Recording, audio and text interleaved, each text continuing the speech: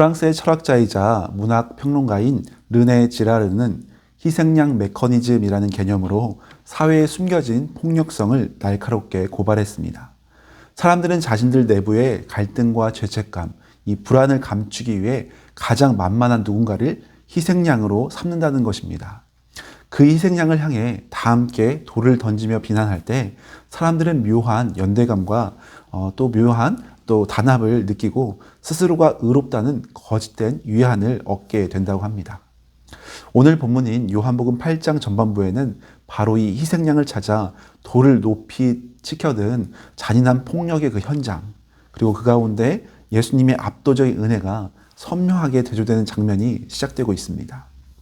율법의 이름으로 죽음의 돌을 든 사람들과 생명의 빛으로 그들을 무장 해제시키시는 주님의 모습을 통해 오늘 우리도 믿음 안에 자신을 돌아보며 말씀을 묵상해 보면 좋겠습니다.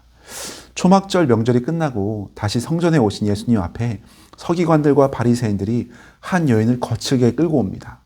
음행 중에 잡힌 여인이었습니다. 그들은 군중 한가운데 그녀를 세우고 모세의 율법을 들먹이며 묻습니다. 5절에 보니까 모세는 율법에 이러한 여자를 돌로 치라 명하였거니와 선생은 어떻게 말하겠나이까.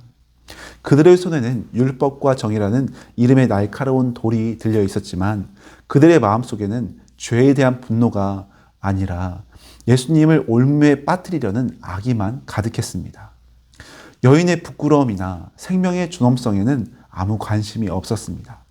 단지 자신들의 종교적 기득권을 지키고 타인을 정죄함으로써 스스로의 의로움을 확인하고 싶었던 철저한 이기주의, 이기심인 그 종교인들이었습니다. 우리 안에도 이런 바리새인의 모습이 숨어있지 않은지 정직하게 돌아보는 시간이 되기를 바랍니다. 내 안에 들보는 보지 못한 채 신앙이라는 이름으로 혹은 정의와 상식이라는 이름으로 누군가의 작은 허물을 찾아내어서 비난의 돌을 던지고 있지는 않은지 우리가 돌아보면 좋겠습니다. 내가 저 사람보단 낫다고 그것을 증명하기 위해서 누군가를 마음의 희생양으로 삼고 있다면 우리 역시 이 유대인 무리와 다를 바가 없는 모습입니다. 살기 등등한 무리 앞에서 예수님은 흥분하거나 맞서 싸우지 않으셨습니다.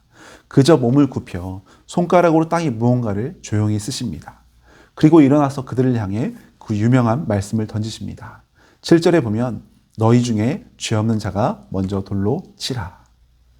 남의 죄를 들추어내며 흥분했던 사람들은 어른으로부터 시작하여 젊은이까지 양심의 가책을 느껴 쥐고 있던 돌을 하나 둘씩 땅에 떨어뜨리고 그 자리를 떠났습니다. 그리고 마침내 그 텅 빈 자리에는 예수님과 여인 이 둘만 남게 됩니다. 초대교부 성 어거스틴은 그의 요한복음 강해에서 이 장면을 단 한 문장으로 이렇게 표현했습니다. 오직 두 사람, 비참함과 긍휼만이 그곳에 남았다. 여기서 라틴어로 죄인의 비참함을 뜻하는 단어는 미세리아입니다. 비참함이라는 단어는 미세리아. 그리고 하나님의 긍휼을 뜻하는 단어는 그 미세리아 단어를 품고 있는 미세리 코르디아입니다. 그 다 떠나간 그 자리에, 그 텅 빈 자리에 죄로 인해 벌거벗겨진 인간의 비참함, 미세리아가 남아 있었고 그 비참함을 사랑으로 덮어주시는 하나님의 긍휼, 미세리 코르디아가 남아있는, 이 둘만 남아있는 상황을 표현한 겁니다. 이처럼 우리의 비참한 모습 가운데서 주님은 긍휼과 사랑으로 찾아오셔서 어루만지십니다. 죄로 인해 수치스러움에 떨고 있는 한없이 비참해진 여인과 그 비참함을 덮어주시는 주님의 긍휼만이 남은 그곳에서 주님은 말씀하고 계십니다. 11절에 보니까 나도 너를 정죄하지 아니하노니 가서 다시는 죄를 범하지 말라. 행위를 고치면 용서해 주시겠다고 조건부로 말씀하시는 것이 아니라 한없는 용서와 다 이루 헤아릴 수 없는 은혜를 먼저 부어주시면서 새로운 삶을 살아갈 수 있도록 그녀에게 생명의 빛을, 생명의 힘을 불어넣어 주고 계십니다.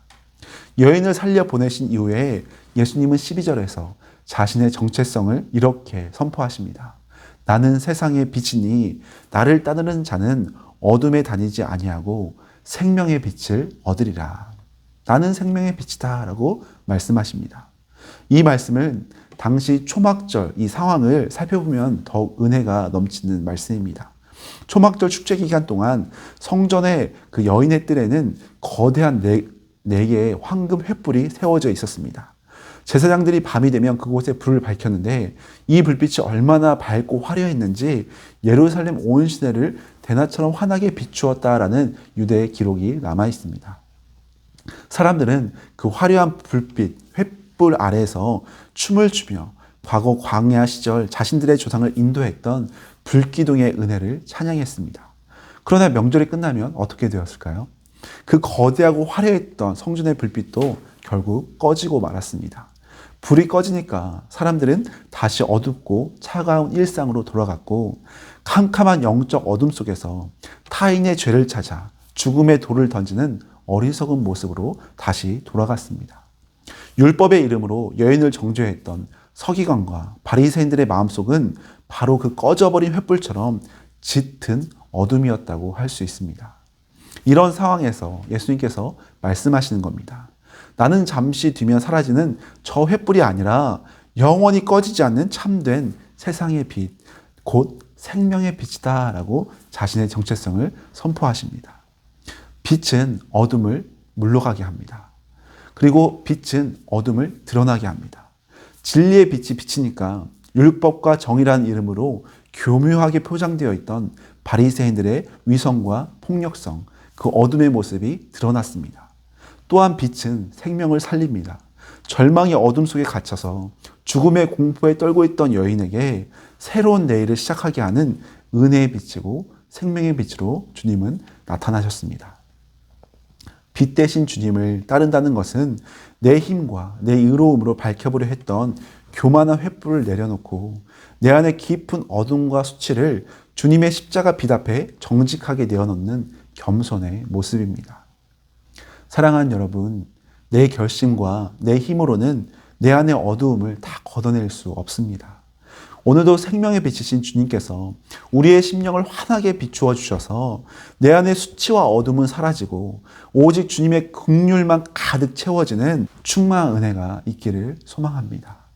그래서 오늘도 생명의 빛을 비추어 우리 주변 영혼을 살려내는 귀한 축복의 통로가 되시길 예수님의 이름으로 간절히 축원합니다.